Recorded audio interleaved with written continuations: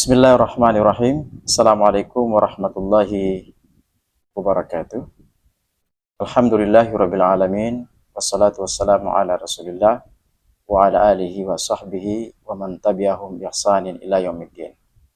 Para pendengar yang dimuliakan oleh Allah Subhanahu wa taala, kita kembali melanjutkan pelajaran kita pada hari ini, yaitu pelajaran Aqidatul Tauhid oleh penulisnya, yaitu Ma'ali Dr. Shalih bin Fauzan bin Abdullah Al-Fauzan hafizullah ta'ala.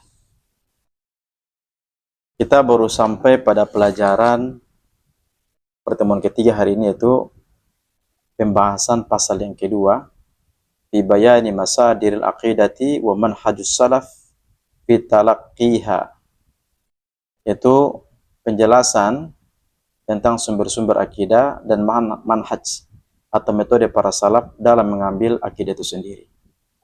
Para pendengar yang dimuliakan oleh Allah Subhanahu wa taala, qala al-muallif hafizallahu taala, al-aqidatu tauqifiyatu,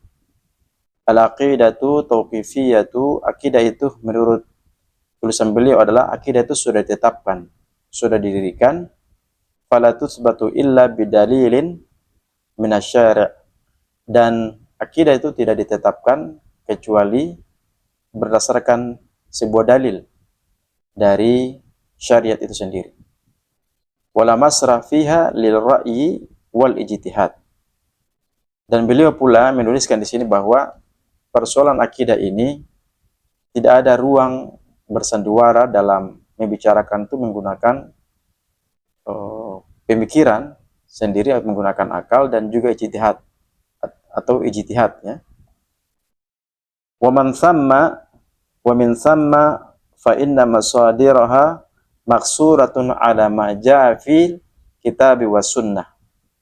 Kata beliau bahwasanya maka di sanalah ya terdapat sumber-sumber tentang masalah akidah itu yang dibatasi,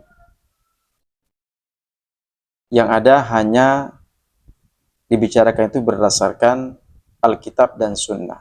Alkitab itu dimaksudnya adalah Al-Quran dan hadis-hadis Nabi saja. Alasan beliau, li'annahu la ahada a'lamu billahi wa ma yajibu lahu wa ma yanzuhu anhu minallah. Alasan beliau bahwa akidah itu dibatasi hanya dibicarakan berdasarkan Quran dan hadis saja. Ya, tidak boleh keluar dari menggunakan pikiran seseorang atau ijtihad, disebabkan karena salah seorang pun tidak ada yang paling mengetahui tentang Allah Subhanahu wa taala, dan tidak ada kewajiban bagi seorang itu untuk mengetahui ya keadaan Allah Subhanahu wa taala, dan seseorang itu tidak menyatakan bersih pemikirannya dari Allah Subhanahu wa taala. Wala ahada ba'dallahi a'lamu billahi min Rasul sallallahu alaihi wasallam. Begitu pula tidak ada salah seorang setelah Allah Subhanahu wa taala yang paling mengetahui Allah. Tidak ada salah seorang pun setelah Allah yang paling mengetahui Allah daripada Rasul sallallahu alaihi wasallam itu sendiri. Artinya, untuk membicarakan masalah Allah, tentang keadaan Allah dan sebagainya, harus merujuk kepada ucapan-ucapan dari Nabi Muhammad sallallahu alaihi wasallam, karena Rasulullah sallallahu alaihi wasallam itu berbicara berdasarkan wahyu. Walihadza kana manhajus salafus salih wa man tabi'ahum fi talaqqil aqidati maqsuran ala kitab wa sunnah. Oleh sebab itu, kata beliau, prinsip atau metode para salafus salih itu dan orang-orang mengikuti mereka di dalam mengambil akidah itu dibatasi hanya berdasarkan konsep Quran dan hadis Nabi sallallahu alaihi wasallam. Famadalla alaihi alkitab wa sunnah fi haqqillahi ta'ala amanu bihi. Maka Alkitab dan Sunnah itu merupakan dalil tentang adanya pengetahuan tentang Allah Subhanahu wa taala, karena itu merupakan adalah hak bagi Allah Subhanahu wa taala yang diimani oleh para salaf. Begitu pula para salaf, mereka berkeyakinan tentang Allah Subhanahu wa taala dan mereka pun wa'amilu bihi. Kemudian mereka berbuat terhadap Allah Subhanahu wa taala. Wa ma lam yadulla alaihi kitabullahi wala sunnatu rasulihi nafauhu anillahi ta'ala wa rafaduhu. Begitu pula tidak ada dalil dalam kitab dan sunnah Rasulullah sallallahu alaihi wasallam. Para salaf itu menafikan haknya tentang Allah Subhanahu wa taala. Begitu pula mereka pun meninggalkan tentang hak-hak dari Allah Subhanahu wa taala. Walihada lam yuhsalu bainahum ikhtilafu fil i'tiqadi, ya. Maka dari itu tidak pernah diperoleh atau tidak pernah didapatkan di antara para salaf, ya, para salaful soleh itu mereka berbeda pandangan dalam perkara keyakinan. Yang dimaksud dengan para salaf sini, para pendengar ini mulia oleh Allah Subhanahu wa taala adalah generasi para sahabat Nabi sallallahu alaihi wasallam, setelah itu para tabi'in dan tabi'ut tabi'in. Sebagaimana Rasulullah sallallahu alaihi wasallam mengatakan dalam sebuah hadisnya bahwa generasi yang paling terbaik itu adalah generasi yang hidup di zaman Nabi sallallahu alaihi wasallam. Itu orang-orang bertemu dengan Nabi sallallahu alaihi wasallam, para sahabatnya dan juga para tabi'in dan tabi'ut tabi'in. Itu generasi yang terbaik. Itu dijanjikan oleh Nabi sallallahu alaihi wasallam. Oleh karena itu perlu kita ketahui tentang masalah pembelajaran Islam dan akidah, haruslah merujuk kepada pemahaman salafus saleh. Ya, 3 generasi itu. Karena setelah daripada generasi-generasi mereka itu tidak ada yang menjamin tentang kelurusan akidah seseorang. Para pendengar dimuliakan oleh Allah Subhanahu wa taala, bal kanat aqidatuhum wahidatun, bahkan ya, akidah mereka para salaf itu hanya satu, ya. Tidak pernah akidah mereka itu beraneka ragam, ya. Wa kanat jima'atuhum wahidatun, kemudian mereka itu bersatu dalam satu kesatuan pemahaman. Li'anna Allah takaffala liman tamassaka bi kitabihi was sunnatin rasulihi bijtima'il kalimah. Karena Allah Subhanahu wa taala menjanjikan bagi orang-orang yang mengikuti para salaf, ya, para salafus saleh ini, bahwa Allah menjanjikan siapa saja yang berpegang teguh terhadap kitabnya, artinya berpegang teguh kepada kitabnya, mengamalkan Quran maksudnya, dan juga mengikuti ucapan-ucapan atau perintah Nabi sallallahu alaihi wasallam dalam bil ijtima'ul kalimah, dalam satu kalimat, ya, persatuan dalam satu kalimat. Begitu pula persatuan dalam kebenaran, dalam persoalan akidah, dan juga persatuan, ya, dalam metode tentang sumber agama ini. Maka insya Allah mereka itu adalah orang-orang yang bisa dikatakan terjamin oleh Allah Subhanahu wa taala dari segala bentuk penyimpangan. Penyimpangan di sini adalah orang-orang yang tidak mungkin ketika mereka berpegang teguh dengan kitab dan sunnah, mereka tuh keluar daripada ketentuan-ketentuan syariat Allah Subhanahu wa taala. Maka Allah menjamin sesuai dengan perintah surah Al-Imran ayat 103, Allah mengatakan, A'udzubillahi minasyaitonirrajim, wa'tasimu bihablillahi jami'an wa la tafarraqu. Dan hendaklah kalian, wahai kaum muslimin, hendaklah berpegang teguh dengan tali Allah seluruhnya, wa la tafarraqu, dan jangan kalian bercerai-berai.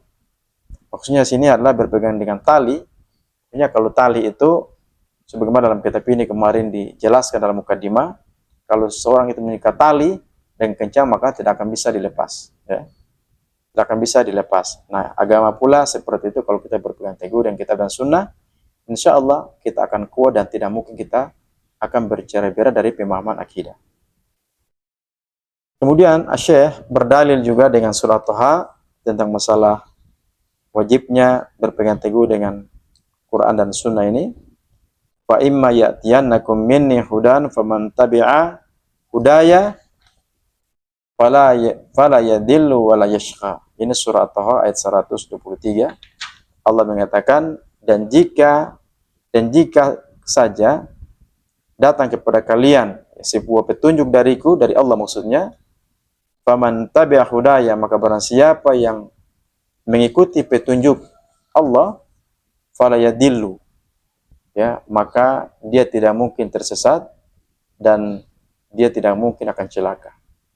Kita lihat di berbagai persoalan terjalan kehidupan sehari-hari yang kita lihat berbagai di media sosial, banyak manusia yang itu berjalan di muka bumi kehilangan arah, yang tidak tahu arah kehidupannya kemana. Mereka bekerja dari seharian sampai lupa sholat, lupa mengerjakan perintah Allah, hanya mereka mengumpulkan duit saja, mengumpulkan tentang apa yang mereka capai di dunia ini. Setelah itu mereka kadang-kadang lalai, bahkan diuji oleh Allah Subhanahu wa taala, diambil hartanya. Ada yang gila, ada yang stres, ada yang frustasi, ada yang kadang-kadang sudah tidak mengenal lagi dunia ini. Jadi berjalannya mereka seperti tidak ada arah. Itu orang-orang yang tidak memiliki tauhid dan mereka tidak meyakini adanya Tuhan. Okay. Para pendengar yang dimuliakan oleh Allah Subhanahu wa taala, oleh karena itu Syekh mengatakan walidzalika summu bil firqatin najiyah. Maka orang-orang yang dimaksud para salaf itu adalah orang-orang yang dinamakan dengan firqatun najiyah. Jadi para salaf itu dinamakan juga dengan firqatun najiyah. Ini kelompok yang selamat. Kelompok yang selamat li'anna Nabiya sallallahu alaihi wasallam syahida lahum bin najati hina akhbara bi iftirakil ummati ila 73 firqatan. Rasulullah sallallahu alaihi wasallam bersaksi kepada mereka bahwasanya dengan sebuah keselamatan, ya, bahwasanya beliau mengabarkan akan ada di kalangan umatnya itu akan terpecah menjadi 73 golongan atau 73 golongan, ya. Kulluha finnar, dan semua golongan itu berada di dalam neraka, kata beliau. Hadis ini diriwayatkan oleh Imam Ahmad di dalam kitabnya, bahwasanya semua golongan itu berada dalam neraka, hanya satu yang berada di dalam surga yang selamat. Tatkala Nabi Shallallahu Alaihi Wasallam ditanya, siapakah mereka ya Rasulullah yang selamat dan mereka tidak akan celaka dari 73 golongan itu? Beliau menjawab, hiya man kana ala mithli ma ana alaihi al-yauma wa ashabi. Mereka yang selamat itu adalah mereka seperti pemahamanku dan pemahaman para sahabatku pada hari ini. Artinya pemahaman sumber hukum, sumber tauhid, sumber hukum-hukum Islam itu harus sesuai dengan wahyu dari Nabi sallallahu alaihi wasallam. Wa qad waqa'a misdaqu ma akhbara bihi. Begitu pula telah terjadi pembenaran yang Nabi sallallahu alaihi wasallam mengabarkan tentang peristiwa tersebut. Fa indama bana ba'dun nas aqidatahum ala ghairil kitab wa sunnah, maka Nabi mengabarkan bahwa apabila sebagian manusia, sebagian kaum muslimin, ya, membangun akidah mereka selain daripada kitab dan sunnah, artinya membangun akidah mereka itu tidak berlandaskan Quran dan sunnah, seperti mereka membangun akidah mereka itu seperti ilmu kalam, ya, berbicara tentang akidah hanya berdasarkan logika, tidak berdasarkan dalil. Atau mereka membangun akidah-akidah mereka berdasarkan ilmu mantik, logika, dan juga ilmu warisan yang berasal dari filsafat negara Yunani. Nah, kata para ulama, kata Syekh Fauzan hafizallahu taala, kalau kita membangunkan, artinya kita menjadikan akidah kita berdasarkan ilmu kalam dan ilmu filsafat, maka akan didapatkan penyimpangan, kemudian terpecah dari keyakinan Ahlussunnah wal Jamaah. Maka ikhtilaful kalimah, penyimpangan terhadap suatu kalimat tauhid ini akan terjadi, dan seorang itu dinyatakan keluar daripada akidah Ahlussunnah wal Jamaah. Begitu pula kalau satu kelompok berpegang teguh dengan ilmu kalam, ilmu filsafat, dan dari Yunani, mereka tidak mengikuti tentang ketentuan tauhid yang berasal dari Al-Quran dan hadis Nabi Sallallahu Alaihi Wasallam, maka kelompok itu akan terjadi terpecah belah. Begitu pula bangunan tatanan sosial Islam akan terpecah belah. Para pendengar yang dimuliakan oleh Allah Subhanahu Wa Taala, ini saja yang bisa saya sampaikan pada pelajaran pasal yang kedua tentang kitab tauhid ini. Insyaallah kita akan masuk pada pelajaran-pelajaran berikutnya yang akan datang. Subhanallah bihamdika asyhadu an la ilaha illa anta astaghfiruka wa atubu ilaik. Assalamualaikum warahmatullahi wabarakatuh.